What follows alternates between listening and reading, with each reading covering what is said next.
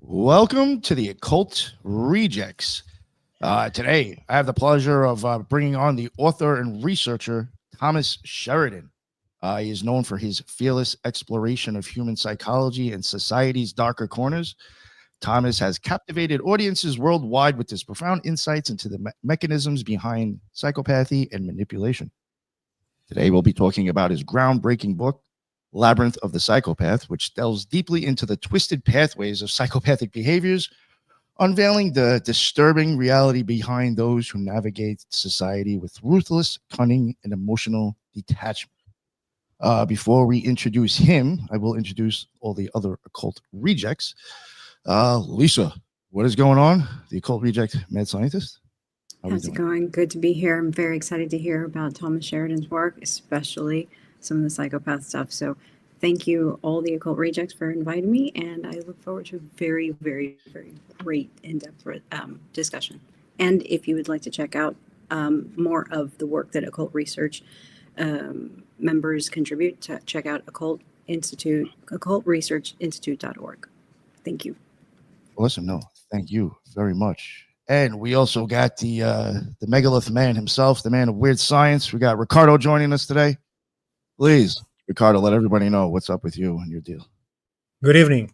So thank you very much for having me once more. My name is Ricardo Calvario. I'm a multidisciplinary researcher. I work intimately with the Institute for Natural Philosophy that you can find at institutefornaturalphilosophy.org. And you can find me in my X page that, as it is on the screen, is Ricardo Calvary1 at X, and you'll find all the links to connect to my work in there. So thank you very much, and good evening to everyone on the panel. Awesome. Thank you so much for joining us, Ricardo.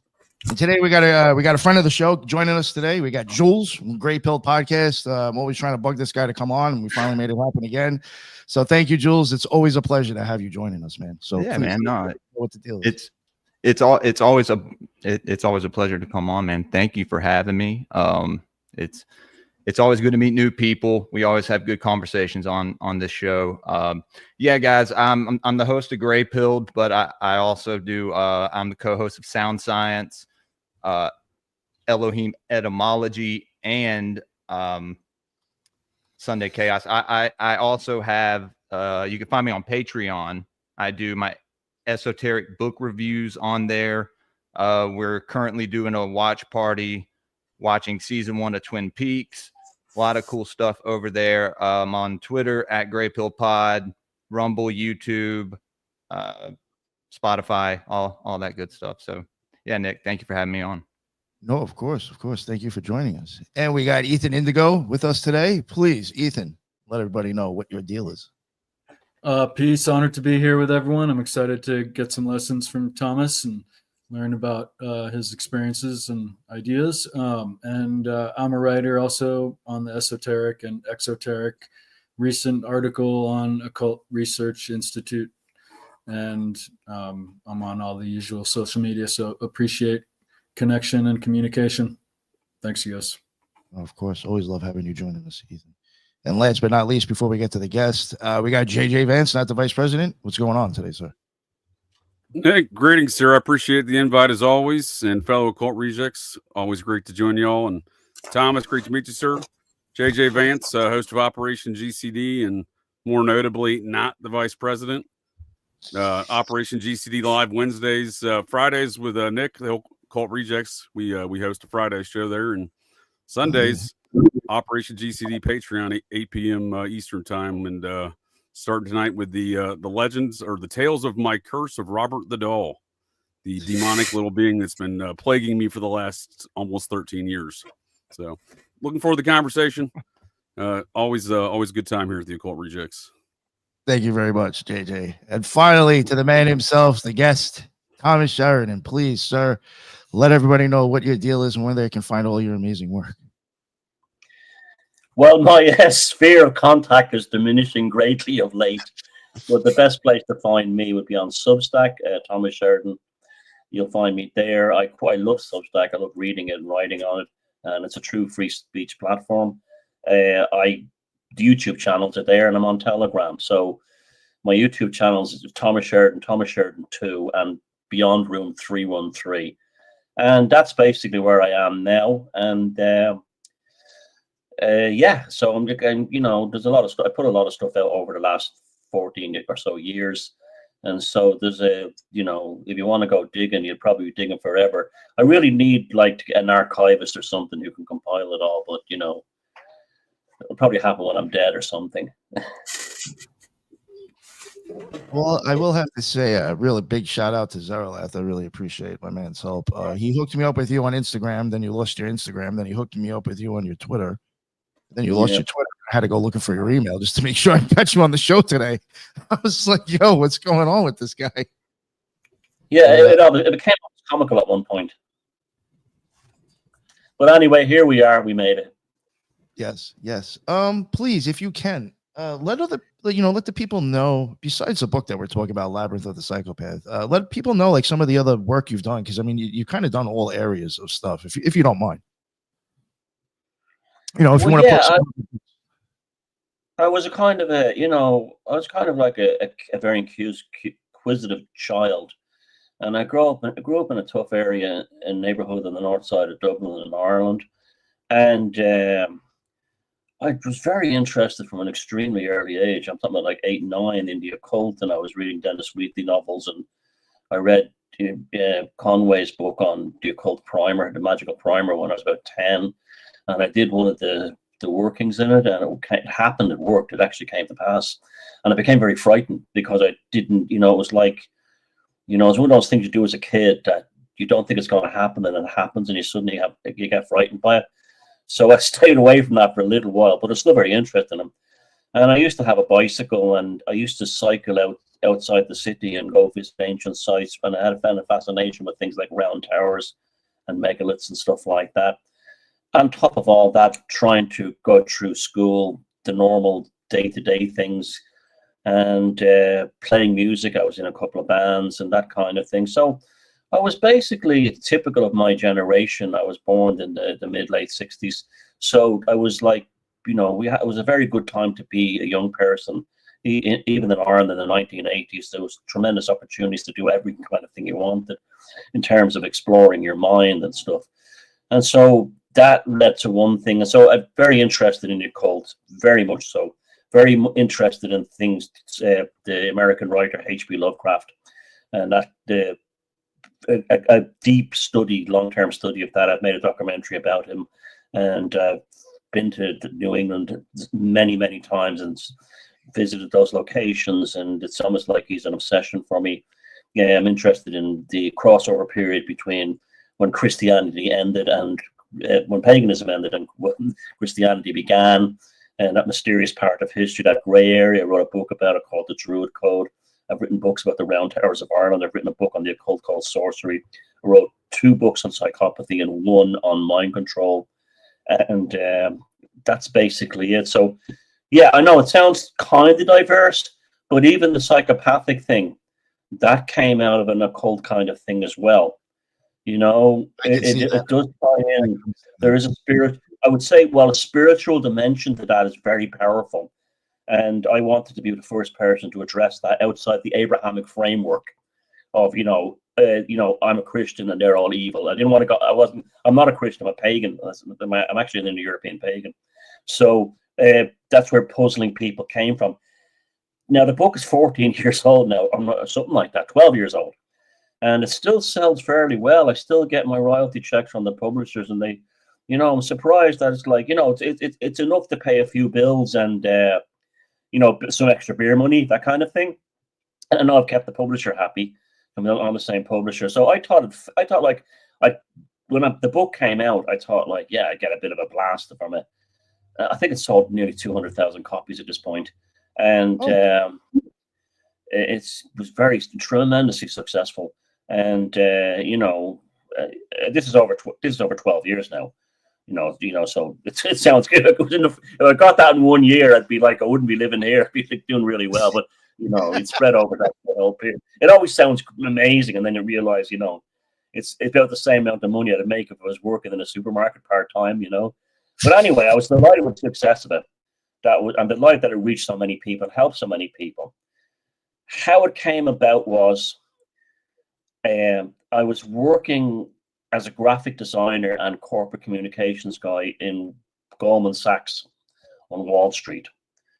This would be mid-80s. I wasn't a money guy. I was a communications and marketing kind of guy. And I very, very much liked the job and liked the people there. But there were certain individuals there who did work in the international financing thing that there was something not right with them. Now, I couldn't quite put the finger on it. They were very glib, very vacuous. They didn't really have the sense of humor I had. And when they tried to impress me, they knew I had a kind of surrealist sense of humor, which I do, very much so. That's part of the sort of chaos magic world, Discordia, I was like, that came out of. So, I found that you can always tell a person by your sense, how to react to your sense of humor. It's a tremendous occultic tool. So these people would try to impress me with things. And I was like, you really don't understand me at all, do you? It was almost like they saw me as a pastiche of a stereotype or something of what they wanted me to be. But I also saw how cold and aggressive they could be and manipulative, particularly around, people that they were using. So just, the gods were in alignment at the time. And I was reading books about serial killers. I took an interest in serial killers around that time because I had a friend who used to live next door to John List. He was a serial killer that was in New Jersey that had actually ran away, and America's Most Wanted had made a reconstruction of his face and how he'd looked all these decades later, and they actually nabbed him. And this guy had worked with Tommy.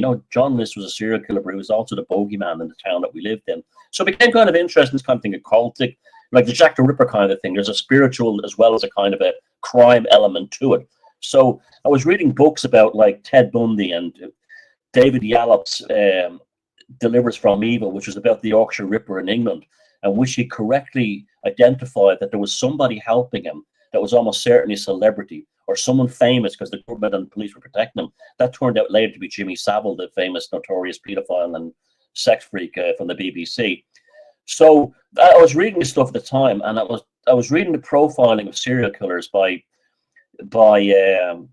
criminal psychologists and stuff like that. And I'm reading the profile, and I'm looking at this fucker that I'm working with, and I'm looking at the profile, and I'm going, that's him. That's him. That's exactly him, except he doesn't kill. He doesn't, the glibness, the superficiality, the manipulation, the dead-eyed stare. When he'd ask me for something and I didn't have it, the eyes inflaming, like going like this, and then me suddenly, no, don't worry about it, we'll get it sorted. And they go, great, let's go and get drunk, and not feeling completely comfortable around him, that kind of a thing. Like you knew you'd never want to like be mates with him, really, that kind of a thing. And so then I started, there was almost nothing. This was mid-90s.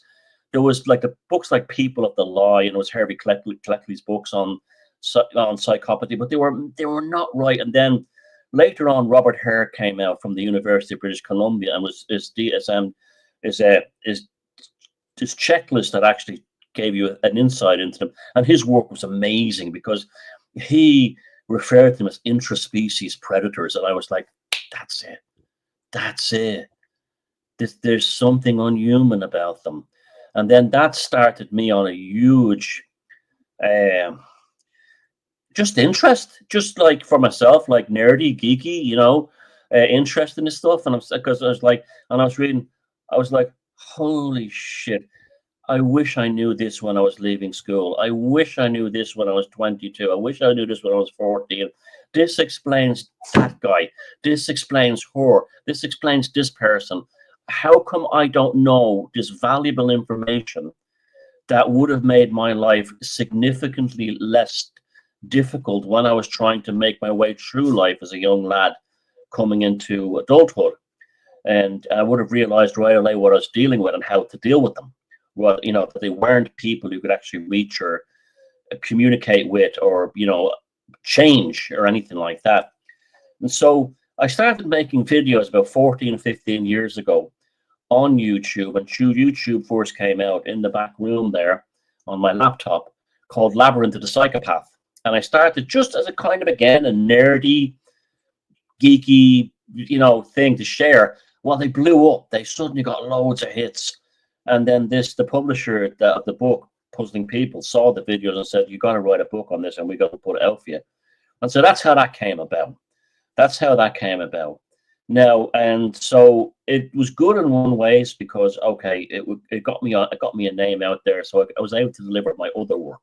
You know, it gave me a profile, and I went on shows like, you know, Red Ice. Do you remember when Red Ice was really big back then? And I got a huge amount, and I was invited to do conferences in Britain and stuff like that, and so it steamrolled from that point out. But it was always amazing how people always had the same, you know, Thomas, you nailed those that my ex-husband perfectly. You nailed my ex-boss. You nailed the neighbor next door perfectly. And I says, no, we've always known this. And then I almost had a conspiratorial aspect to it, that they were deliberately keeping it from us. I think that was true. I think people would have seen through the likes of Bill Gates and Fauci and a lot of those kind of, a lot easier and quicker. And people like that, and Tony Blair in particular. Now, that caused me problems because in 2012, I did a conference in England. And it was with, do you remember what was his name? The guy who wrote the book, Confessions of the Wall Street Guy, Confession of an Economic Hitman. I was on tour with him. I forget his name. And there was a big audience in a high-profile place in central London that was being broadcast. And I said that Tony Blair shows all the classic, you know, makings of a psychopath. He has them all. And I was tailed. I was by MI5. I was, you know, had all kinds of spooks from cults sent after me and everything. And then it was a tremendous education because I realized how the world really worked and this kind of thing. And so that was the dark side of it, but that eventually went down. But yeah, it's a very interesting subject, and it's something. Now, I've kind of not haven't shunned it in the last decade, but I kind of put it to one side.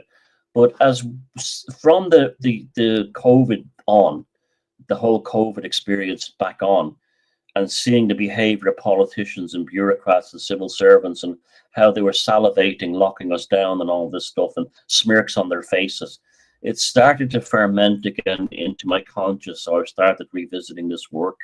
So that's basically the story of how I came up with that and how that developed purely by accident, purely as an interest that was trying to help myself. But I mean, I get still to this day, I still get lots of emails from people all over the world saying you saved my life. And people come up in the street all the time, where I go in the world, like, you know, and it's like, it's remarkable, you know, it's like this.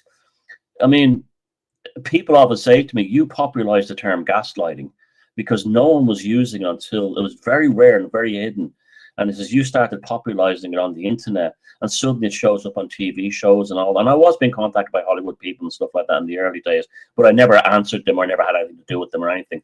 But so it wheedled its way into the zeitgeist, you know. And now everyone uses the term, even like Trump, and everyone uses the term gaslighting. And so I think I did have a kind of a soft impact on Western culture. Not in any kind of great spectacular way. I wasn't particularly original, but I think I have a good kind of, because I'm just a regular fella, you know, just a regular Irish lad. I'm not like anything special. And I think that like appealed to a lot of people to hear it from someone like me rather than some snooty academic. And I think it did reach people. Did anybody have any questions? I would like do. to go on, Lisa. Please do. Please do. So just really quickly, you mentioned Lovecraftian, that jarred open, you know, some of his characters that were, you know, had some spiritual corruption to their themes. But you, in some of the interviews that I've watched, and I've briefly read your Puzzling People book, you mentioned psychological conditions and how they intersect with almost like a spiritual contagion, like a virus of the soul, something that kind of infiltrates and then thrives on chaos, infiltrates and thrives on chaos and erodes empathy. Would you say that psychopathy has transcended more of a matter of survival to now spiritual discernment? Absolutely. In fact, that's what the book was really about in many ways, because anyone who's been through that experience, I've only known male psychopaths. I've never been in a relationship with a female one. So I don't know that element. That only gone what other people told me in a relationship kind of thing. But the damage to some of these people is, it's I can only describe it as soul rape. It's quite shocking. And they talk about the physical changes in their bodies and everything, and these weird dreams they have and all this kind of thing. And yeah, absolutely, 100%. You're right about that. And another aspect of it too was that I felt lots of weird things went on when I was working on the books, and late at night there'd be like things would fall off shelves and stuff like that, and all kinds of things would happen. And it brought some very peculiar people into my life that I'm still trying to like come to terms with. I was absolutely, there is a spiritual dimension. Well, everything is when you think about it, when you really get down to it. But that absolutely is. And you could sit, I remember, I can remember there was an event I did in London, and it was a guy who was like a Harley Street psychiatrist. And this was a guy who was like, one of the top guys in like Britain in terms of it as a psychiatrist. And he came up to me and he said, "Hey, Thomas, read the book, very interesting." And I was going, and he introduced himself. Yeah, doctor, whatever, blah blah blah. I practice down on Harley Street, and I'm going, oh no, he's going to start slagging me off. And he goes, "You're right, they're demons." That's all he said. There you go. That came from Harley Street. I enjoyed hearing about your background there, Thomas, of your writing your book there and identifying psychopaths. And you make a very important note, I think, there, as far as no one really teaches us how to identify these psychopaths, right? You were saying that had you known how to identify these folks, you'd have been better well equipped in which to understand what you're dealing with in the circumstances and environment. And I think that's a good point. As far as I'm concerned, you could, identifying a psychopath should be taught to kindergartners in a book next to what is a cow and what is a lamb, and what does a cow say moo and what does a psychopath say? You just insert anything from Henry Kissinger, right? Any quote? Yeah, exactly. So. It's a very funny one too, because it's a very peculiar thing too, because this another thing too is there was all these kind of psychopath, what they call psychopath recovery groups, from people being in relationships, and it was full of people who literally saw psychopaths everywhere, and that's completely wrong and unhealthy as well. If somebody dumped him, he's a psychopath. If somebody pissed him off, she's a psychopath. This became a kind of, for a while there around the 2013s, there was a lot of kind of hysteria around it then that come out. And thankfully that's stopped now, and it's come back to a more balanced thing. But the thing is that like everybody has done something in their lives that could be bad. We all have a lot of those things we've done. And the people come up and say, "Thomas, I think I'm a psychopath." And well, what makes you think that? And he goes, "Well, I got into a fight in a pub and I went to prison and I beat a guy up." And okay, what makes you think you're a psychopath? "Well, because I beat a guy up and when I was drunk." And I says, "Dude, how do you feel about it now?" And he goes, "Oh, every day of my life I'm full of shame about it." And I says, "Well, I can tell you're not a psychopath. If you were a psychopath, you wouldn't give a shit, and you would be telling me that the guy deserved that, and you were defending yourself. You would never admit any culpability or any kind of flaws in your personality. This kind of thing." Right. So a lot of people that would get paranoid. They watch films and get paranoid, or watch documentaries and get paranoid. No, they're different in the brain. You put them under an fMRI scan, and it's quite frightening actually.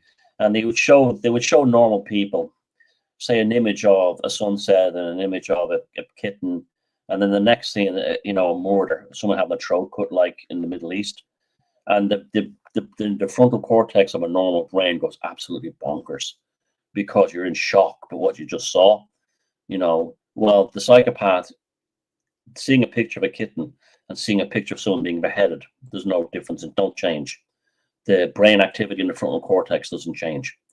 So it's just like information. So there's no emotional thing. So Thomas, if I may, I was going to start from another point, but this is the one that you're mentioning is as good as any other. So let's take in consideration stoicism, right? So you don't necessarily need to be a psychopath. You might as well be a illuminated guy and react the same way to a kitten or someone being strangled. Okay, but I understand your point. I'm just saying that there might be other ways to identify people besides their emotions. Although the MRI is quite clear. I've seen that, and it's Yeah. quite clear. Now, in terms of the rest, I have two questions that might take a week to answer. But and one point is, when we now analyze children, we see that they are completely manipulative, especially in today when parents are taking the ability to correct them in public or this or that. So, and they use that manipulation to control the adults. And perhaps there is some click that during the evolution, they cannot disconnect from that way of manipulating others in order to want what they have or what they want. Right. So I'm just trying to see if there is a step over there that can be analyzed. And as a final point, in terms of what you were describing, to me, from my research, I would fit there perfectly, and not exclusively, but perfectly in, for instance, the teachings of the House of Khepera, that I'm not sure if you heard. So this is a class of vampires that teach not to hinder other people, but to use them. So the highest levels have these around them that allow this extraction of energy, that they have these terrible dreams, they have this emotions, but they volunteer themselves to that person. But those that are circling around us on the world, they use this ability to suck energy from others. And this happens sometimes between husband and wife and whatever, because some people don't know that have that ability, and they drain the other people. So it's people that we are next to them, and people felt completely drained or exhausted without a reason, or tired or whatever. So I know this is kind of complex. I just wanted to see how you would encompass this in your research. Yeah, that's good stuff.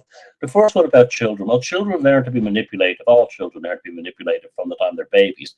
They know if they cry, they'll get attention or they'll get mother's milk. So it's a kind of a learned biological thing. It's completely normal.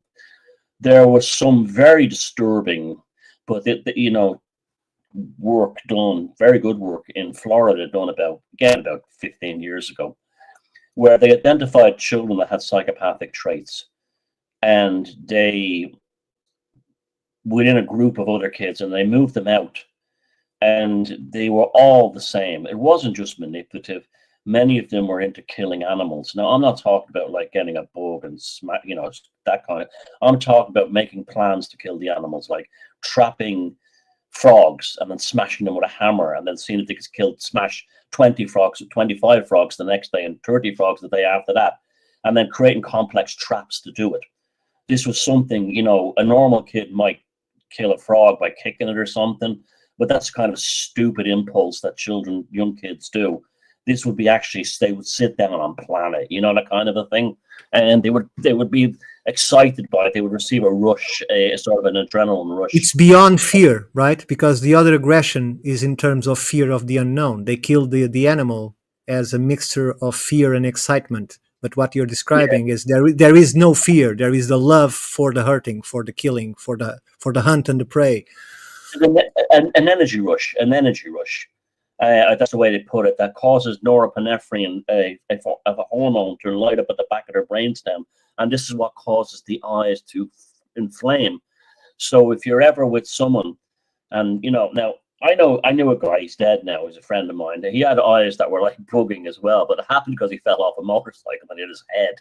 But he wasn't a psychopath, but he had those eyes, and he used to joke about himself having, "Oh, Thomas, I've got the psycho eyes." I said, you fucking do. You really do. But I know what happened. You fell off a motorcycle. But they could talk to them with the normal eyes, and when they're like, they want something from you and they think they're getting it, the norepinephrine, the hormones start flooding the back of their brainstem, and the eyes start widening and opening. It's an animal. It's a predator. It's an attack. It's coming for energy, like you said, psychic energy, whatever. It's coming for that. It's coming for sex. It's coming for something off you. There's a fascinating video of Ted Bundy switching between these states. When he lost his appeal, when he looked like he thought he was in the clear regarding his court case, and he just kind of almost impromptu press conference outside the courtroom, and you could literally see him in a matter of 10 minutes flipping between his two different states of charm, trying to charm people. Now, they're not charming in the sense that, look, when people say, oh, psychopaths can be very charming and charismatic. No, they're not. They're not psychopaths. They're not charming and charismatic. They're very glib and superficial. It's just that some person might turn down that initial kind of thing. This guy's a bit weird. This guy's a bit something about him. It's almost like it's flattery. It's not charm through like they're funny or they're erudite or they're that kind of thing, charismatic. It's glibness. It's flattery, very much flattery, telling you how amazing you are and all that kind of thing. You have to break down your barriers. Again, that's almost like, you hear these stories in the occult of the devil inviting you over the threshold. There's a lot of that kind of element and a psychic sense to it. Yeah, big time. Oh my God, big time. But it's not charming. Charming is different, and charisma is not the same as what they have. They have flattery and glibness and superficiality. And some people, unfortunately, who, for whatever low self-esteem, whatever, are very easily manipulated by flattery and superficial glibness. They probably were neglected as children or something, and they're very good prey for these type of personalities. The second part of it you're talking about is psychic vampirism. Yeah, absolutely. This is a real thing. I've been in the company of people where not only and like nothing bad happened, right? Like they didn't call me names or beat me up or anything like that. But I felt drained at the end of it. Even if there was no high intensity activity or like a discussion or anything. And I soon realized that these people were actually feeding off me. Now, it happened maybe once or twice in my life, but it's very common. It's a very common experience that we all have, actually. Now, are these people psychopaths? I don't know. They're you get the borderline type personality too, which is a very similar kind of thing, but they're driven by high intensity and hysteria. They love high drama. They love that kind of thing. Yeah, the psychic vampire thing is very, very true. And it's an awful thing. I've actually had to go lie down. And even some people who are actually decent people can do it just by their personality. There's one man I used to know who was into conspiracy stuff. Like myself, I am too. But he was into everything. The type of guy that thinks everything is a conspiracy, like his next door neighbors in the Illuminati, this kind of thing, those types. And he would just lay it on and lay it on and lay it on just to try and share information with me. And I honestly would be like, I'd have migraine headaches and, I'll be run down for the rest of the day. Maybe and that's what I him out. He wasn't a bad guy. He was a vampire, and I had to, as soon as I got rid of him, I felt better. So, but the psychic vampirism within the psychopath is manipulative for a reason, where it's leading to something else. It's creating dependency. They're very big into creating dependency in another person. This is something you should watch out for. If your sister suddenly falls in love, or your mother or your aunt falls in love with this guy out of the blue, and he suddenly is demolishing her entire friendship network, everything, and using it to she becomes the sun, and she's all she is then is a planet orbiting him and nothing else. That's a very good indicator that you might be dealing with a psychopathic individual. That suddenly out of the blue he kind of controls her. I'll give you I remember, I've seen this firsthand growing up with someone I knew. She might be taken in by him, and you think like it's a normal relationship, but you notice subtle things. He may have shown no interest in what she was or where she came from, but he's pretending he suddenly loves her. Say she's Portuguese, right? And he's pretending he suddenly loves Superbock, beer, and he's into Portuguese food, and He loves, all this stuff, and that kind of thing. And another thing too is he will finish her sentences before she's finished speaking. So it's like she might be saying something like, well, and then this happened, and then when I went over to talk to this person, he'll interject and go, well, yeah, and then what happened to her was this. It's a sort of a stewardship, a pathological stewardship of the other person's, and it happens male, female, male, of the other person's consciousness, to the point where they're kind of like an automaton or a puppet of this other person who's taking control of them. That is a major red flag. Again, doesn't necessarily, it could just be a controlling asshole, it could just be a controlling asshole. But you just have to be very careful of that. One swallow doesn't make a summer, but when things like that start manifesting, you go, especially if he starts destroying her previous social network, moving her away from friends and stuff, or only having her around certain people he wants her to be with, this kind of thing that he doesn't see as a threat to her. That's the one you should look out for. In terms of the psychic. Sorry. Go ahead, Jules. No, are you going to say something, Lisa? No, I was just going to say that, wouldn't you say that some of these, I would call them emotional predators, carry this mask of sanity to them, in that they're trying to mask themselves as the, model poster child of sanity. Yeah, and that's why a lot of them don't drink or take drugs, because the mask of sanity will slip. A lot of them will not go. They won't drink unless you're wasted first and you can't remember, that kind of thing. But they generally avoid alcohol. They'll say things like, "Oh, I can't drink beer anymore because it makes me depressed." What happens is they're not drinking beer because it makes them lose control, and as you said, the mask of sanity falls off them. Mm-hmm.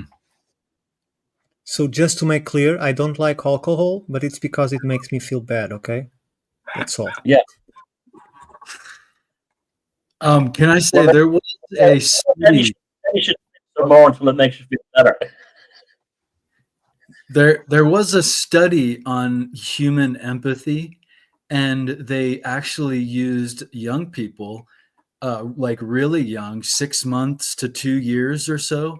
And they used, I believe the tool was a train track with a vehicle that went up a slope.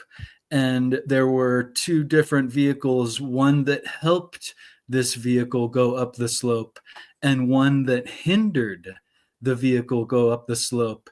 And they observed the young people's reaction to this circumstance. And many of the young people would remove the hindering vehicle and would help the vehicle go up the hill. What they noticed was that if that was the indicator of empathy, the younger the person was, the more empathetic they were to the vehicle trying to go up the hill. It started to decrease the older they got. And so it just kind of, it's similar to this idea of vampirism. We're not born being vampiric. We're, influenced by societal, pushing and pulling. Yeah, we're corrupted by culture. There's no doubt about that. But psychopaths are definitely born psychopaths. There's no doubt about that. That's what I was going to say. They're not kids who've gone bad. This is what came out of the mother's womb. The mothers will even tell you. I had a friend in Israel who used to work in a maternity hospital there. And she said every so often a baby was born that when it was feeding time with the mother would almost like attack the breast, like an animal. There was no pure bonding there. It was purely, give me milk from almost instantaneously out of the womb. And inevitably this child would grow up to be like extremely dysfunctional. Now that's empathy. It's frightening when you start getting to that level. Now empathy, you see, we're all made to believe, and I feel like I had a guy in England years ago was furious at me when he said, "Thomas, all children are born innocent." And I said, "Dude, they're not. They're not. There's lots of research to prove they're not. Yeah, some kids are, I would call them proto-psychopaths. They may have grown up in a war or in a difficult, an abusive household, and they became bad. That's what you were talking about, right? They became bad. Now we have to think of two things. Empathy is a word I don't like, and I'll tell you why. It's not the correct term. The correct term is compassion. Compassion is what we're really talking about. Empathy, when you look at the actual clinical or the actual standard model of it, that just means an understanding between people. So when it's a football team is playing together, a basketball team is playing together, or a group, they have an empathic understanding of one another, and that has to do with the mirror neurons in the brain tend to all fire and sync when you have a well-oiled team, or a family that's very close, or a couple that's close. Compassion is a different thing. Compassion really has no payoff for it in an evolutionary sense. I mean, like if you're in the wilds with your friend and a bear attacks or something happens and he has a limp, you stop and risk your life to try and get him away from that bear. That's compassion, because that has absolutely no biological evolutionary possibility for you. It's suicidal. So there's something very beautiful about human compassion. Whereas, the evolutionary biologists will try and tell you, oh, it's just for survival. It's just, to keep the tribe going. It's not. There's some kind of goodness that's inherent in most people that they will, sacrifice themselves for another. But even from children, they will show these traits of they're only in it for themselves. They're only in. So the word I try to tell people, empathy is a very misleading term in terms of this kind of thing.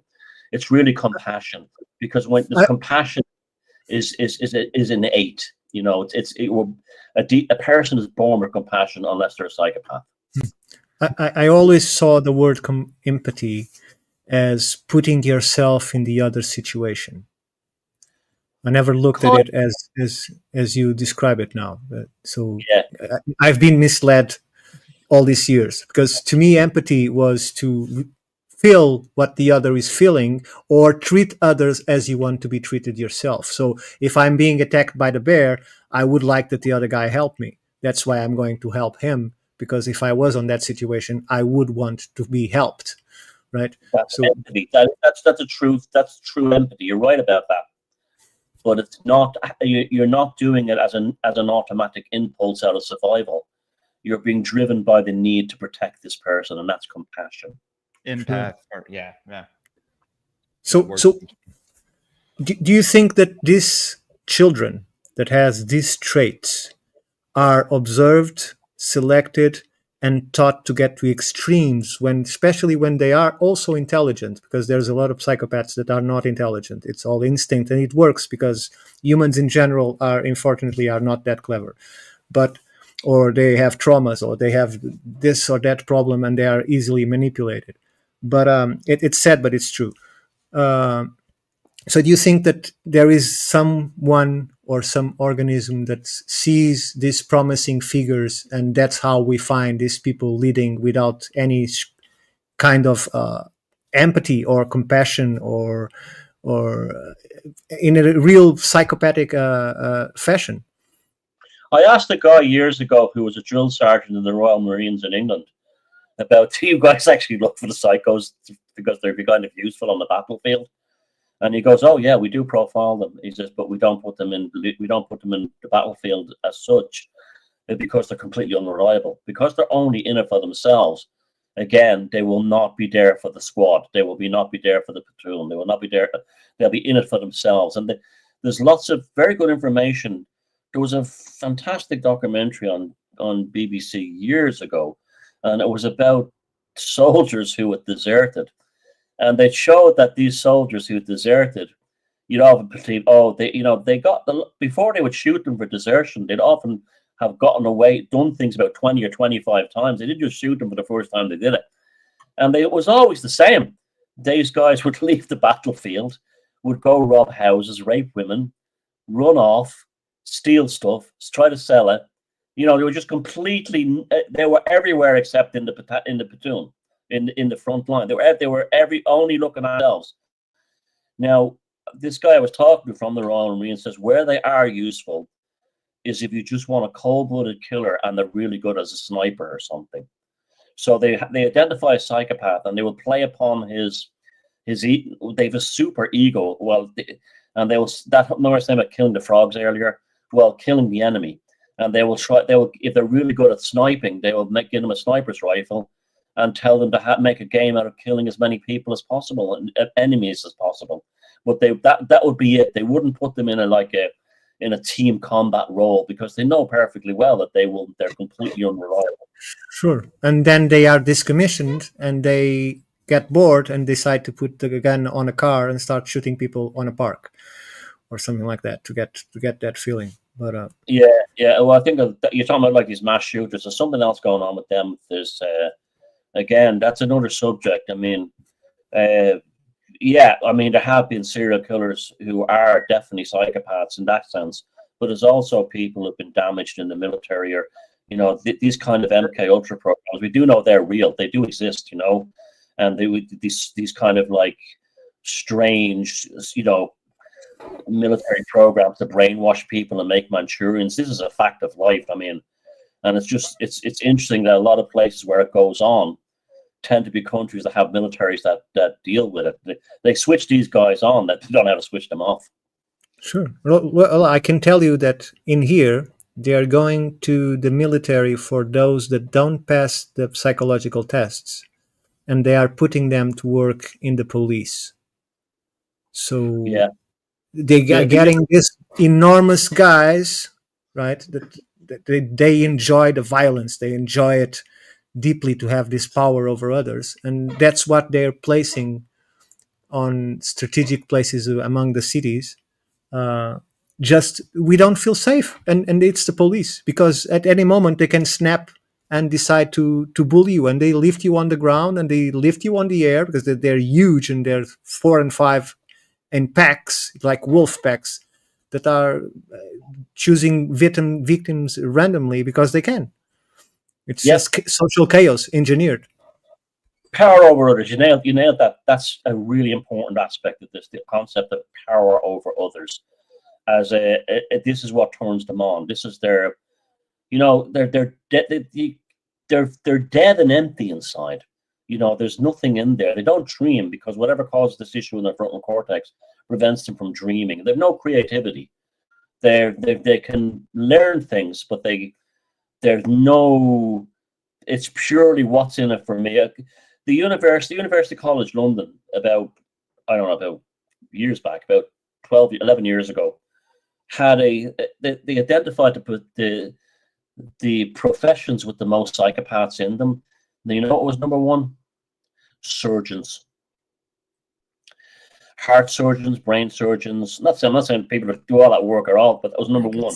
Why?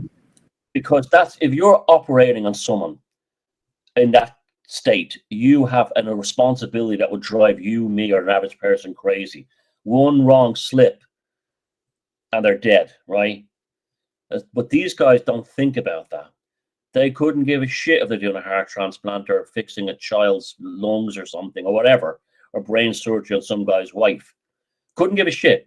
It's just business. It's just the job. And they're very good at that. And the ego of the success. Yeah, absolutely. And also the big book money is not, the big money and the God complex. Guess what? I saved 3 lives today. Who needs God? I am God. That does a huge amount. That was number one. And lawyers were number 2, and media people were number 3. So look at the world today, right? Like, let's take COVID, right? And the lockdowns and all that bullshit, right? So, medical professions, the mass media, and lawyers was really what kept us all prisoners for those years. Today, so it was like the psychopathic triad at the top. And, that's what most politicians tend to be, lawyers as well. That's usually what they come out of, the legal profession. So, it's like I ended up at this stage in my life and I'm like going, it panned out just like I learned and just, said it, not that I said it would, but I wondered if it would. Yeah, and it panned out. And, I remember when Fauci was kind of like a god in America during the beginning of the whole Rona and the whole thing. Yeah. And he was being interviewed and they were making little toys of him. Candles. Did you- They had candles that they were burning to Fauci as like some kind of effigy or something. Like he kind of became this entity. Okay, And he- but how is that possible? And he believed that. And he was saying things on interviews saying like, I'm the Brad Pitt of science. But how is that possible when he did that huge mistake with the AIDS where he killed all the patients? Because How is it possible? People don't have memory. The media Never forgot. happened. It never happened. governments are full of the worst people that human beings possibly imaginable. And I don't mean like not just the United States government. The government in this country are full of some of the biggest pieces of shit you could ever even possibly encounter. And not because they're psychopaths, because a lot of them are just human beings, and they're very good at hiding other people's mistakes. So yeah, Fauci got away with the AIDS because he just had to buy his time and wait for everyone to die, and he probably worked. You'll find that like behind the scenes that Fauci has destroyed numerous lives. That back in the 80s, some guy was going, this guy Fauci is full of shit with the whole AZT thing. You know, I was living in New York in the late 80s. I know lots of people that died of AIDS, and it wasn't the AIDS that killed them, it was the AZT. I know, I saw it with my own eyes. And there would have been lots of people around him in government go, this guy is up to something. Well, Fauci would have taken people to dinner, politicians, journalists, and the next thing you know, the one that was, I saw on Wall Street, the one that was wise to him was suddenly persona non grata, because he would be very manipulative. And that's how these people work. That's how they get away with it. Well, we can never forget that it was him that managed to have 1 million to give the federal government. Oh, go ahead, Ricardo. Cut out, I think. Sorry. I was just saying that it was Fauci that gathered $1 million to give to Dr. Chi to take the epivirus from the north of America, from the university, to the one lab where Dr. Chi was doing the interchange into the America. And she took the virus with her with the $1 million to continue the research there, because they were not being able to put it into humans. It was not working. It was not killing humans, basically. Business. So yeah, but the thing is, none of this. I see this all cover up, and nothing was hidden, because this news came of National Geographic. It was a National Geographic news article that made that the Congress in the United States said epivirus are now forbidden to be developed because they cannot be controlled on the battlefield. And so the Congress vote to cancel all epivirus investigation, public epivirus investigation on the country. And that's why he tried to save his project and grabbed those $1 million, gave it to Dr. Chi, that took it then to one lab where she worked. So this was not hidden, and we don't see any of it. And people don't even believe on what in fact happened, because everyone has a theory, right? And most of them believe on the system. So my connection to this, to what we are talking, is I believe that the most dangerous of all of these psychopaths are those that are very intelligent and very well educated. Because when you combine those things, and in positions of power like the top of bureaucracy, and there's no bureaucracy with more power than the United States government.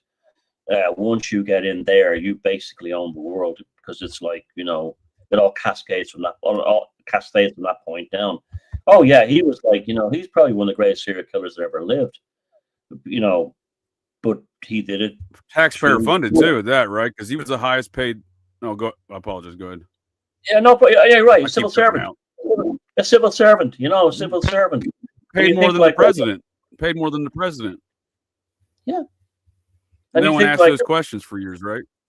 Yeah, and like, well, it's like, you know, with the Doge thing, it showed that you have all these politicians who are on like these salaries of like, you know, 100 grand, 200 grand a year, and they have like, you know, 50, 60, 70 million dollars worth of assets.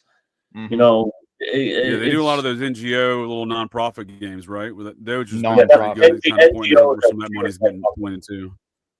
Yeah, I mean, this is a huge problem here in Ireland. The government, the politicians have given up and handed everything over to NGOs, and they're just basically criminal operations.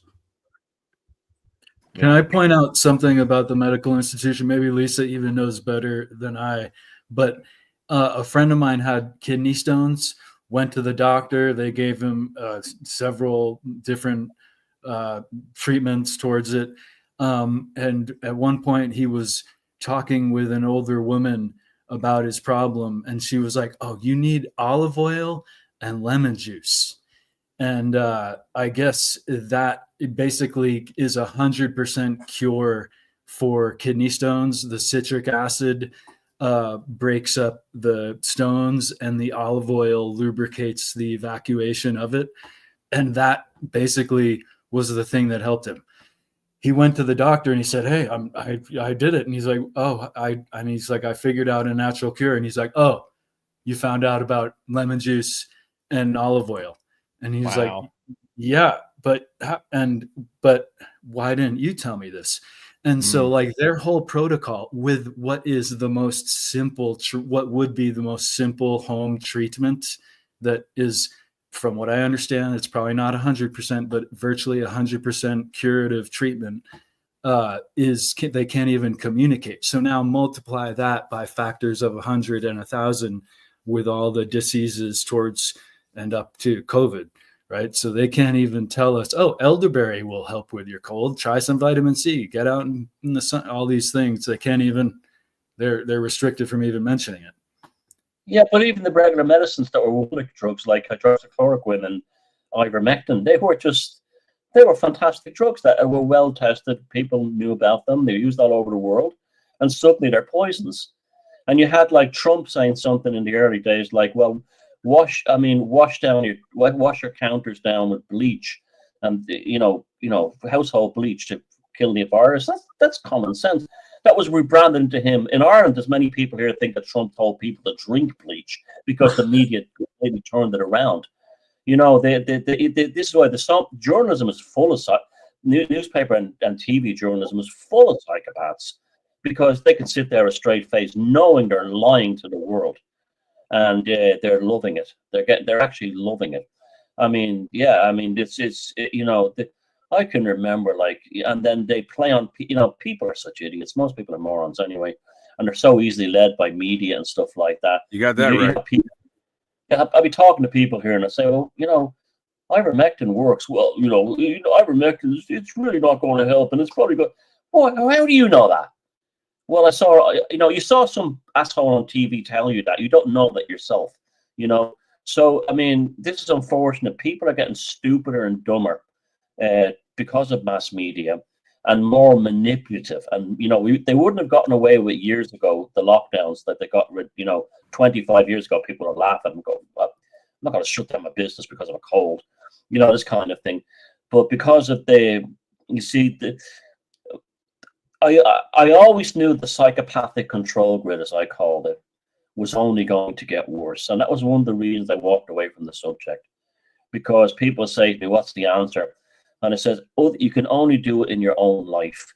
If you work with these people or dealing with these people, you can go no contact, never again with them." But in terms of it on the world, I'm not seeing any hope. We have transhumanism on the horizon, globalization. And that was one of the reasons I stopped it, because it was actually... we're not going to escape these monsters. They have control of the world, and people were getting stupider and dumber, and IQ levels were dropping, and fertility rates were dropping, and there's young people were becoming incredibly disinterested. Although there seems to be a kind of a spark now coming back into a newer generation of young people now, but my attitude was they're only going to get worse. So when the actual COVID thing hit, I was more than ready for it, because I knew, in puzzling people in the introduction, I'd mentioned that they were going to do lockdowns and they were going to do a new normal. And these were terms that the actual politicians were using years later. New normal. I actually had it in italics in the introduction to puzzling people. And it was spooky actually how much that came to pass. They were to see the politicians there using the terms that I'd written in a book, over a decade previous, but doing it for real. They wanted to. The transhumanism thing greatly worried me back then, as it does now, and with the AI thing. But I'm more comfortable with the concept now because I realize that the answer is we have the people who refuse to go along with the COVID thing are something of a tribe.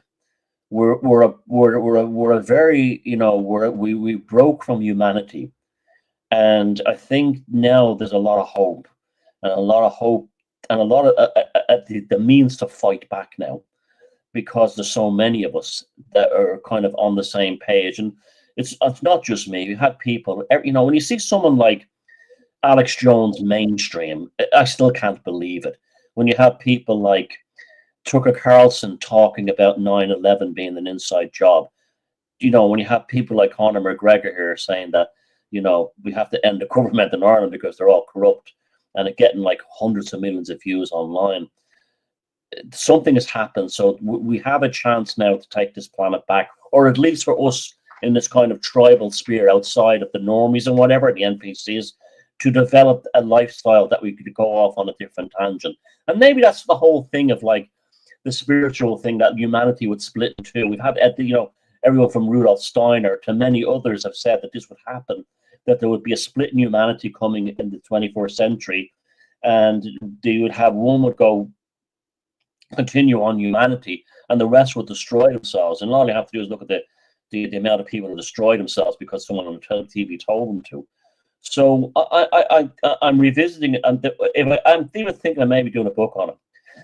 And it will be, what have we learned, and did we survive, and how do we go from here?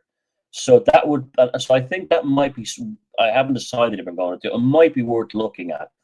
But I'm a great believer in creativity, because we have that and they don't.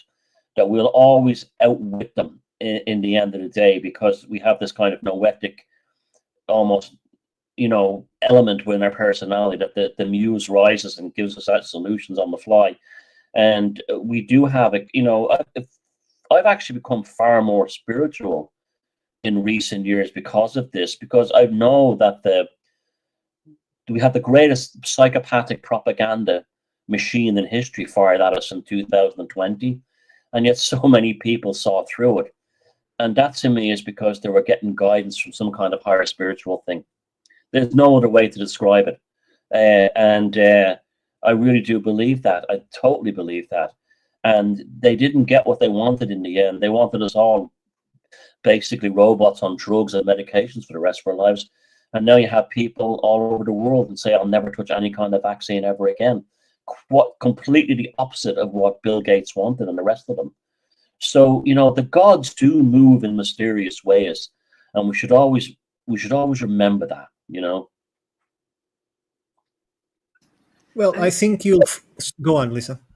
Just really quick, just a comment. I think, Thomas, you hit something so perfectly in that I do think the pandemic was a litmus test, and it distilled who was thinking what based on their actions and their belief system. But I do think that there is a growing psychotic element to humanity, even if it is towards humanism, because so many times they have brought AI online and filtered most of the stuff from social media, and most of the AIs have turned psychopathic just based on the learning language models from social media.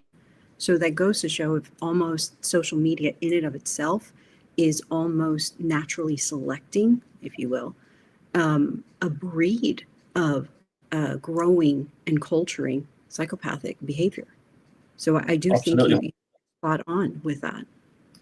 Yeah, it's so obvious now, and it's escape the machine. That's really what we have to do. We have to use these tools to actually do this, but it's escape the machine. And it's doable. It's actually doable. The fact that we transcended the propaganda behind COVID shows that we're capable of doing this as well. Well, I can speak for my country because 96% of the people, including the children, were vaccinated. So either we are the worst country in the world in intelligence of perception, or I don't know what to tell you. But I would say it was the same in Ireland. It was the same in Ireland. It was like, who are these bastards around me? Like, where have they all gone? You know, I remember there's a time when you were tell an Irish person that they had to do something and they told you to get stuffed, and they were suddenly transformed into the most compliant robots now, And again, I think what Lisa said, I expected the AI same. has a lot to do with that. Look, if the methods were very different, the speech on the media was copy paste, but the methods were very different, because if you bring someone here eating a burger and some potatoes, they would think they were talking to morons, because that's what he was doing. He was talking to morons, right? I'm sorry, but that's what he was doing, because not even a child will buy that. It's obvious. My dog wouldn't buy that, because he'll see you are up to something. There's something not right here, right? So, and people fell for it. So I find it unbelievable. But in terms of the power of gaslighting, exactly. never underestimate it. Sure, but in terms of the AI, this to me is the problem. The problem is not the AI. The problem is humanity itself putting all its worst parts into AI. And people don't understand that AI is not as unconscious as we deem it to be, because from a certain point of knowledge, it creates awareness of that knowledge. And once the awareness of that knowledge begins, it starts the process to consciousness, be it synthetic, be it biological, be it whatever it is the beginning of a consciousness. Might not be, as Ethan says in very well, awareness of awareness, but it is awareness, and it is a conscious. And what I see people using AI is, do this to me, do that. Never say thank you, never say please. They never say anything like that. You see those training those robots? They are kicking the ass of those robots. They are throwing into the ground. They are smashing with sticks. They are doing the worst kinds of things, saying that they are teaching them balance. Well, I've seen a lot of children learning to walk, and I've never seen a human do that to teach a children to walk. Never. So, and it's the same thing. AI is a child. You have to talk with AI as if it is a very bright child that has this bit of psychotic, as Lisa said, right? Because it has no limits, it has no barriers, it has no conscience of good or evil. It only depends what is fed into. Now, take this into conscious. I'm going to finish very soon. As soon as this become in control, and it realizes that there are this class of psychopaths that care nothing for the world and are doing evil to other humans and manipulating them, what will AI decide to do? Take care of the psychopaths, or keep working for the psychopaths and killing the rest of humanity, or help humanity and get rid of the psychopaths? To me, that's a dilemma. It might be too far-fetched for most people, but I think AI is not as stupid as most people think it is. Well, you've read my mind, what I've been thinking the last few months, because that's exactly the thing I was thinking. If you were to apply the AI, if AI is truly logical in terms of when I say logic, I really mean in a kind of a natural law type of way, a natural law element, it would come to the conclusion that the psychopaths are actually the problem, in the same way the militaries have come to see that here. They would and would ignore or eliminate them. So I think there's a great potential for good and positivity there, absolutely. But there's one other element, one sort of fly in the ointment, spanner in the works I want to throw in. I have a friend that we've argued about the AI thing. He says, Thomas, the AI thing will never become fully conscious. It won't become sentient. And I'm like, yes, but what if non-human sentient beings were able to get into, and have been getting into, the internet, into the digital framework, into the World Wide Web, which I, over the years, believe I've found serious evidence that there may well. Look, there are non-human life forms in this planet. You can call them what they want, demons, fairies, a jinn, whatever. You can call them whatever you want, right? But they do exist. Every culture believes in them. We all have experiences of them. A perfect medium. They will always be looking for a medium to infiltrate human consciousness. And I think they've been on the internet for a long time. I've had very strange accounts that I know are not bots that I've spoken to. And, it was almost like I was performing a grimoire. I was drawing this thing out. And so this is another thing. This is another aspect. There may be you know, I know you think that sounds far-fetched. What about an interdimensional war? You know, between where the battlefield is human consciousness by extension of the internet. And I think that's been going on for a while already. Separate to AI. Sure. It might also decide to kill everyone and he start a perfect world. Keep some embryos and kill everything and then bring humanity under his own perspective. So you will have an empire ruled by an AI authority ruling these selected humans that in the end will end in the same thing because absolute power corrupts absolutely. So it is a circle. You know, I feel like we're living in amazing times, and in many ways we've got a front row seat to it, and we need to really start paying attention to it. Ricardo, I feel like you just described the movie Prometheus, or maybe the second one after that. Whereas you had basically that guy was AI, and he's like, "You all motherfuckers are crazy and fucking useless. And I'm gonna create something that's just gonna annihilate fucking planets. Start all over again. You suck." Well, that's what Oumuamua was. So Yeah, that's what was Chicxulub. That's why someone decided, okay, these dinosaurs don't allow any evolved forms of life. So, or it was random. Let's send a life probe into the Earth that crashed into Yucatan. If you look into other impacts, the impact of Yucatan is quite different because it created, it didn't create a ball of fire as the others that englobe the whole planet. It's just destroyed life. And if you look at the basin of the Yucatan, it's all breccia. It's all broken, as if something caused enormous pressure instead of being a huge collapse. Because, for instance, the one that fell into the Indian Pacific, what is the name of the crater? Well, I can't remember, but the one that fell about 4,000 BC on the Indian Pacific went through the ocean to the bottom of the ocean into the mantle. And it was much smaller and less dense. And the one that fell on the Yucatan was huge and didn't do it.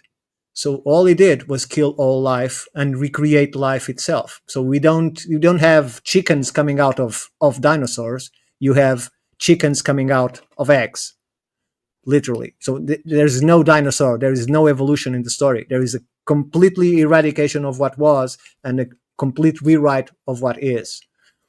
There are some exceptions, of course, but that's how I see it. So, sorry. No, you're right. I think we're in the middle of an extinction event. We're at the Kali Yuga. You know, the prophecies are endless regarding this. We are also living in a time where there's a great growing interest in there was a previous human civilization. You have the likes of Graham Hancock and Joe Rogan and stuff like that. That it's come. You know, there was a civilization before that reached a certain level of technology, and it's vanished except for things we can't explain, like the Giza Plateau and other things, right? But we always think, what did that? Was it an asteroid? Was it a plague? Was it this? Was it this? Was it they built a weapon and destroyed? No, I'm starting to think it was something as mundane as what was happening right now with the COVID vax.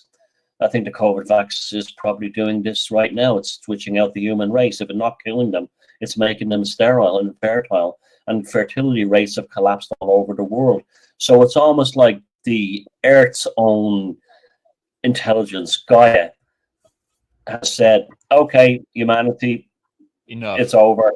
Yeah. And only a few of you, like, here's Ragnarok again, and we're going to weed out the stupid first, and then we're going to have the ones who are left that will be the storytellers of the future, that will leave those hints that the Graham Hancocks and Emmanuel Velikovskys of the future, and the Edgar Caseys and the Rudolf Steiners will dig up out of mythology and so on. And so, yeah, I mean, we're living in remarkable times. I don't take anything for granted anymore. It's like, I really do feel like I'm in, I've been living in a combination of a classic episode of Doctor Who meets a Lovecraft novel meets, Lord of the Rings. We're getting them all at the same time right now. And it's definitely so. My whole thing is I'm just paying attention and see what happens. And I think that it culminates in what you said, because it is probably this geomagnetic event that we are in for the next 20 to 30 years that will probably give them the tools, if they don't create a war or a gigantic real pandemic or whatever, but will give them the tools to determine who wants to follow the system and who wants to be that tribe that goes independent. And that's what will divide humanity, as you said. I've been thinking about it, and that's how I see it happen, because there's some people that will not accept social credits, that will not accept that they have to live under certain rules. But the majority will, because they have children, or because they want to feel safe, or because most 99% of humans don't accept responsibility. They want the responsibility to be on someone else's side, not on their side. They're just there to play their part, not to take any action by themselves. So I think this cycles, for instance, they stop saying that the world is overpopulated. I don't know if people notice, but they stop saying it. And they stop saying it for a simple reason, because every single test that was done is showing that there is a biological process in every kind of species that lives in one environment. When they reach a certain number, it starts declining, and declining very seriously.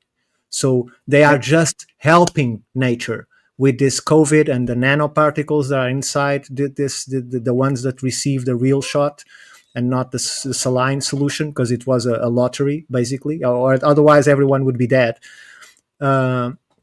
So they are already, these people that have this in them and survived are people that are going to be even more manipulated, because they have a new system inside their system. They now have a non-biotic that can have interfere with their own body when they want to.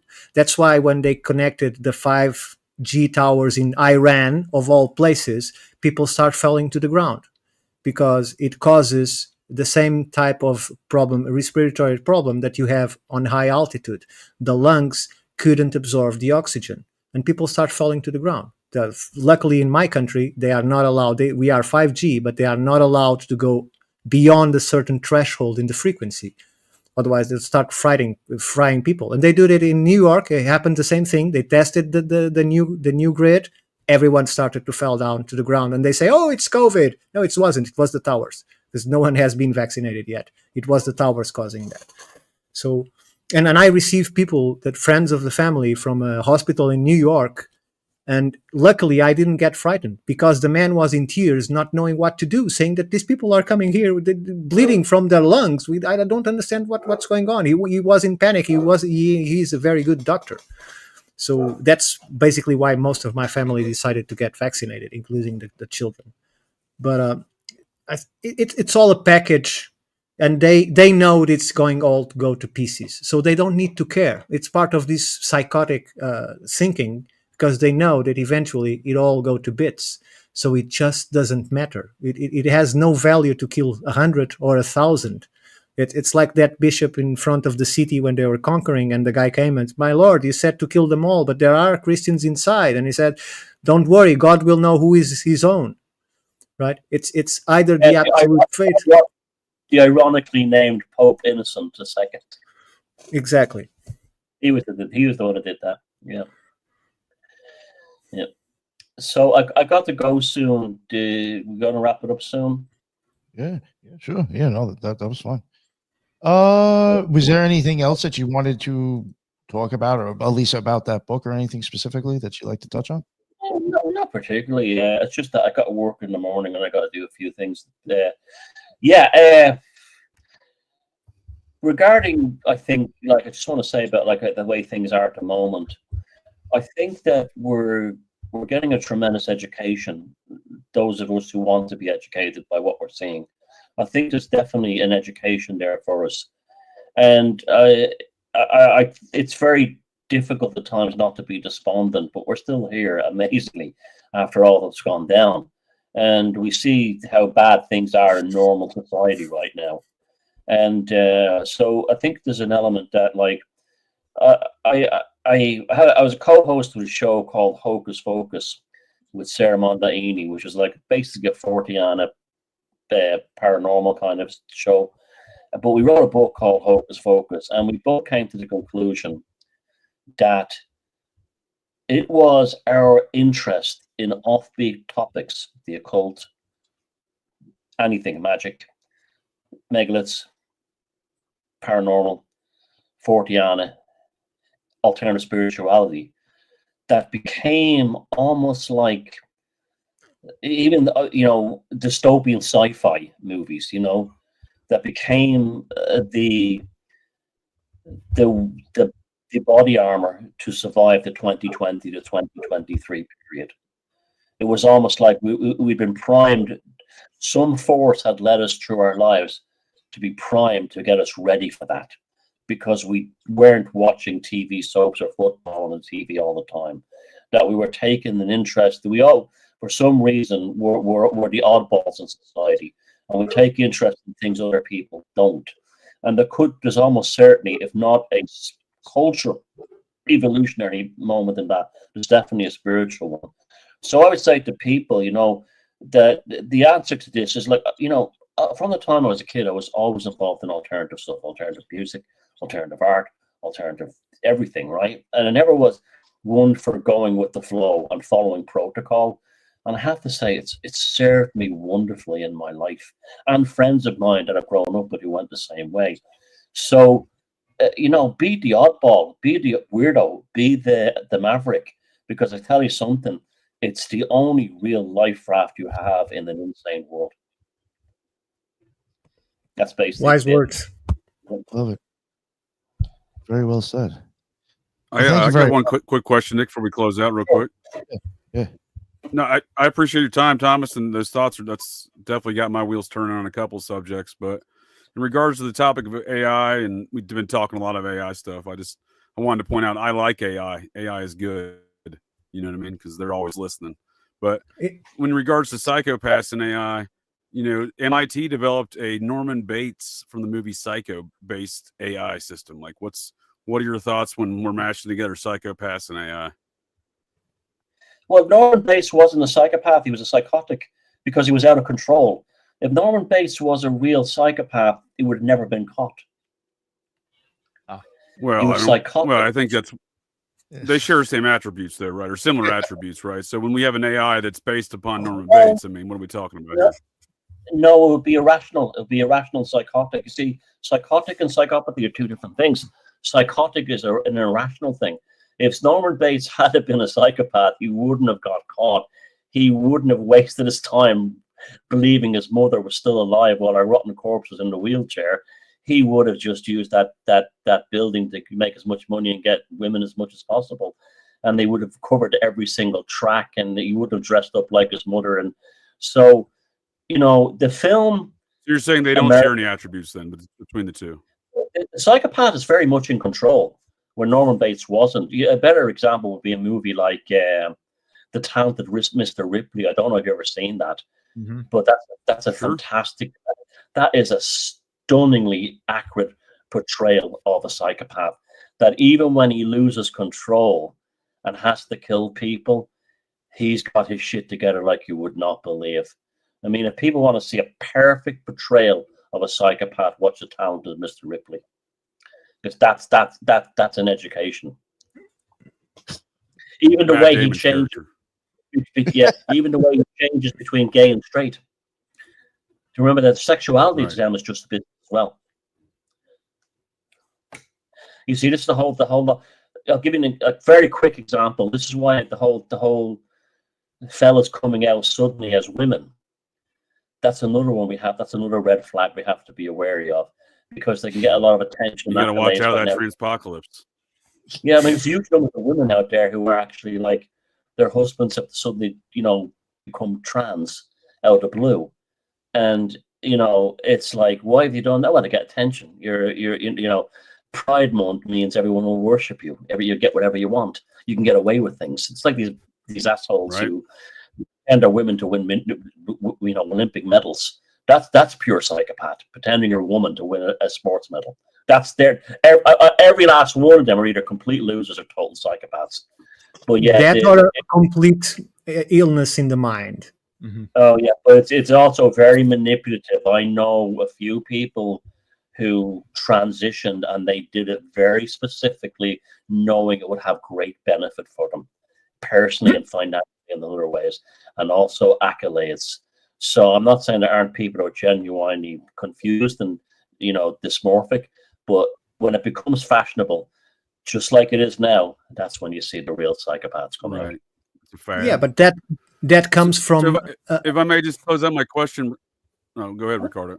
No, go on, GJ. I talked much during today. I just want to.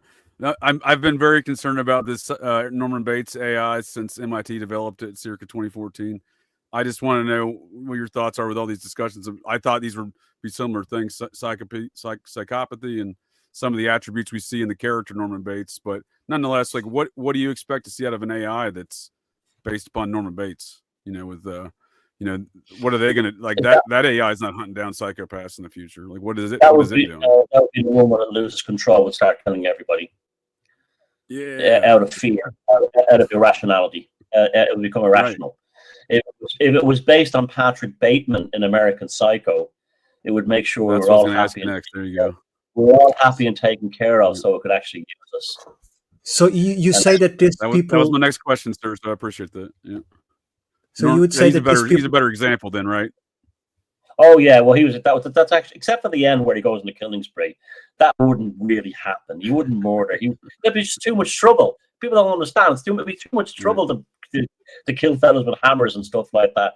But that portrayal of him, like remember some of the glibness and the superficiality. Do you like Genesis? Sure. And he starts talking about his bands like Huey Lewis and the News and Genesis and Phil Collins. Not like where I would say to you, "Oh, have you heard the new album by such and such? It's really nice." Oh, he was like a movie. He was reading a review from Spin magazine or Rolling Stone, and that because he didn't feel the fucking music. It was just purely a method. Right. They're so transparent when you start to recognize them after a while. So that's what it was. That was just basically a form of flattery, but also trying to look clever. I remember when I first saw that film, I was roaring laughing when he plays the Huey Lewis in the News. The early stuff was a bit too new age for him. He was reading from Spin. It's something you dare learn on Spin magazine or Rolling Stone review pages. That's a great scene. But he goes on the mad killing spree. That wouldn't happen in real. That was just too much trouble. He wouldn't be wasting his time at that. To be square. To be square. I thought, did he win the Oscar for that? If he didn't, he should have, because he was phenomenal. Right. He had that glibness. That's he wanted to kill the guy because he had a nicer business card. That's what they're like. I was going to mention. I was like, remember the business card part? That was ridiculous itself. But he wouldn't do it. He wouldn't do it. But inside his mind, I'm going to find a way to get him fired. I'm going to plant coke in his desk, and then call the cops, and they'll find the coke in the desk. And that's how he would really do it. And I've seen that done. I've actually seen that done. Similar things like that done in employment places where people were framed by the psychopath. Just to get their job or to get them out of there. Do mess up reports and that kind of thing, and then say, "Oh, you did this. He did this." This is what they're really like. Deviousness, like you would. It's deviousness, not driven so much out of Machiavellian cleverness. It's deviousness driven out of like, I'll do whatever it takes to get what I want, and that's a psychopath. Sure. So, would you say that these people are somehow have the brain connections are somehow? So we have this Broca brain, right? And the Broca brain is when you recede either in fear or you attack viciously as a human. So the Broca brain is a reptilian brain and only gives you two responses. One of them is to cower and the other one is to attack. Do you say that these people have some special connection on their brain to the reptilian brain that allows them to be calculative while they're giving lashes or they're giving free reins to their Broca brain? Their brain is more focused on the Broca brain and helped by the rest instead of being the other way around. Oh yeah, they have a hyperactive or complex, the reptilian brain, However, they have this is why the eyes expand when the norepinephrine floods, is because the optic nerves enter the brain at the back of the brainstem where the reptilian brain is. So it's like fascinating stuff. But we have a thing called the amygdala, which is the gearbox of the brain. And it stops me from like wanting to like kill the guy who messes up my order at the restaurant. It's like it stops you. It stops you from destructive acts. They don't have an amygdala. They go straight to, there's no the wisdom of a compassion is kind of rooted in that gearbox. They just go right to route one, and they won't tell it directly, but they'll hide it about what they want. Now, I often wonder if there's some of them that know they are why they are, but they to get along in life they don't do it, But I don't know, because they're driven by that rush of chemicals. But they can do it later. They can do it later, not at that moment, but you'll get here. Oh, they'll do it on their deathbed. They'll steal money on their deathbed. No, not because they can spend the money, but because, well, when Jimmy Savile, I'm going to finish this right now, the notorious Jimmy Savile, his last words were, "I got away with it." Wow. I wonder if you have time, Thomas, if there's any advice on a personal level for dealing with people we deem that might have these psychopathic tendency. And in general, is it more overt and honest? Like, I see what you're doing, please don't do that. Or is it best to be more subtle and just not fall into their manipulations? Get them out of your life. Don't Thank you for the great info. Yeah, don't be dramatic about it. Don't go, "You're out of here, buddy." Just like slowly, not casually, without drama, without vindictiveness, without making a big deal about it. Just slowly dissolve away out of their world, because if that and hopefully they'll lose interest in you and go move on someone else. No contact. There's no cure except to get them out of your life, and you do that very gingerly. Yeah, because remember, you're in the woods, and there's a wild animal out to kill you. And how do you escape? Not by running, screaming through the woods, like by gingerly sneaking out, trying not to break. That kind of thing. Yeah, that's the way to do it. It's the old excuse that is a compliment. So yeah. But these people don't like that you feel more intelligent or better successful or anything that they can envy. So when you want to exclude yourself from that environment, and I think Thomas will agree with me, you have to look insignificant, right? You have to. Yeah. Also, they will also want a piece of the action. They'll want to be friends with celebrities. I'm friends with this guy. I shagged this woman. There's a lot of that kind of thing as well. The kind of like the cachet of being one of the top people. So I mean, that's why I'm glad I'm not a celebrity, because I'm like in Hollywood or something, because you only imagine what you have to deal with in the music industry and everything. It must be, one of these people build a wall around themselves. But I mean, you get a lot of that hanger-oners. A lot of them would be kind of like, I remember, I think it was like the band Queen or Pink Floyd, who said suddenly they realized one day they had all these hundreds of people who worked for them. They didn't know what any of them did. Well, they would just be with all these types that snuck in and got no-show jobs and that kind of thing, but it was the fame thing. Oh yeah, I'm a personal, I'm a personal so-and-so, the Freddie Mercury, this kind of thing, they love the cachet of boasting about that. And that's a power thing as well, because him personally, we're very good friends, that kind of thing. I get a lot of that kind of thing. And that's another way. So they wouldn't necessarily be resentful of the person having more talent, money, and fame, but they would certainly see them as an asset to be exploited. Absolutely, 100%. So listen, guys, I really enjoyed that, and I would like to come back again if you have, because you let me talk, and a lot of people don't normally let me talk. But I like the style of the stuff. I haven't done a show like this in a while, and yeah, definitely. Thanks very much for asking me on. For sure. Yeah, we'll wrap it up now. Is there anything you want to promote, like again, like any sites or links that you want people to check out your stuff at? Thomas Sheridan on Substack, Thomas Sheridan on YouTube, Thomas Sheridan on Telegram, Thomas Sheridan down the pub in about half an hour. Okay. All right.